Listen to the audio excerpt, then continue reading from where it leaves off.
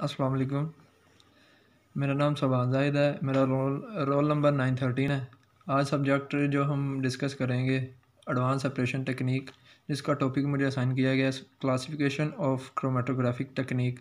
सबसे पहले हम देखेंगे इसकी क्लासिफिकेशन कैसे हम करते हैं। क्रोमेटोग्राफी में सेपरेट होने वाले कंपोनेंट्स दो फेजेस में डिस्ट्रीब्यूट होते हैं।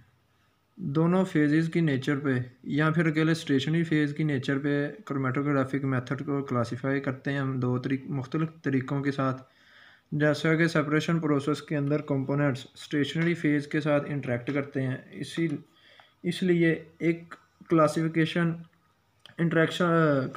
ऑफ डिफरेंट टाइप्स की क्लासिफिकेशन इंटरेक्शन की बुनियाद पर करते हैं। क्रोमेटोग्राफिक टेक्निक्स की डिफरेंट क्लासिफिकेशन नीचे हमें दी गई हैं।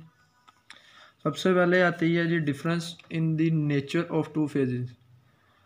जैसा कि हम जानते हैं मोबाइल फेज़ लिक्विड भी हो सकता है और गैस फॉर्म में भी पाया जा सकता है, और स्टेशनरी फेज़ सॉलिड भी हो सकता है और लिक्विड फेज़ में भी पाया जा सकता है।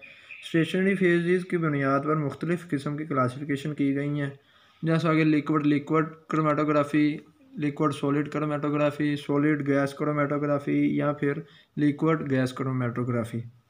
उसके बाद दूसरी टाइप जो इसकी क्लासिफिकेशन की आती है difference in the physical properties की बुनियाद पे, जो कि component physical properties of the components in the stationary phase. Separate होने वाले कंपोनेंट्स मोबाइल फेज़ में सॉल्युबल होने चाहिए। जब मोबाइल फेज़ के कंपोनेंट्स स्टेशनरी फेज़ पर फ्लो करते हैं तो ये कंपोनेंट्स स्टेशनरी फेज़ के साथ डिफरेंट तरीक़ों के साथ इंटरेक्ट करते हैं। दूसरा, जब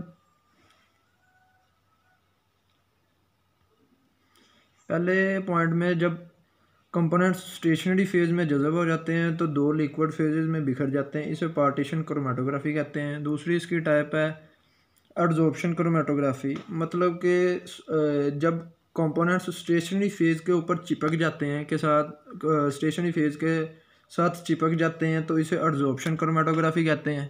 तीसरी इसकी टाइप है जब मोबाइल फेज़ के आयनिक कंपोनेंट्स स्टेशनरी फेज़ के आयनिक कंपोनेंट्स के साथ इंटरेक्ट करते हैं तो इस टाइप को हम आयन एक्सचेंज क्रोमेटोग्राफी कहते हैं। आगे स्टेशनरी फेजेस की टाइप्स आ जाती हैं। जैसा कि हमें पता है स्टेशनरी फेज़ लिक्विड फेज़ में भी पाया जाता है और सॉलिड फेज़ में भी पाया जाता है। स्टेशनरी फेज़ की नेचर पर की बुनियाद पर हम दर्जजाल इसकी क्लासिफिकेशन करते हैं। सबसे पहले इसकी टाइप आती है कॉलम क्रोमेटोग्राफी। इस टाइप में स्टेशनरी फेज़ जो कि होता है यह ग्लास या मेटल की बनी हुई लंबी सी नाली में पाउडर्ड सॉलिड पैक्ड होता है एंड मोबाइल फेज़ इसके कॉलम के ऊपर फ्लो करता है। दूसरी इसकी जो टाइप आती है हमारे पास पेपर क्रोमेटोग्राफी जो इसकी टाइप है, इसमें हम फ़िल्टर पेपर को इस्तेमाल करते हैं, जिसकी मदद से पानी इस पेपर के रेशों पर चिपक जाता है, एब्जॉर्ब हो जाता है और स्टेशनरी फेज़ को हाइड्रोफिलिक बना देता है। तीसरी इसकी टाइप है थिन लेयर क्रोमेटोग्राफी। इसमें सॉलिड के बारीक से पार्टिकल्स लिक्विड की बारीक लेयर के ऊपर के साथ कोट किए जाते हैं और जिनको स्टेशनरी फेज़ की मेटल या ग्लास से बनी हुई ट्यूब में पाए जाते हैं और मोबाइल फेज़ इसके ऊपर फ्लो करता है। चौथी और आखिरी जो हमारी इसकी स्टेशनरी फेज़ की टाइप है एक्सक्लूजन क्रोमेटोग्राफी।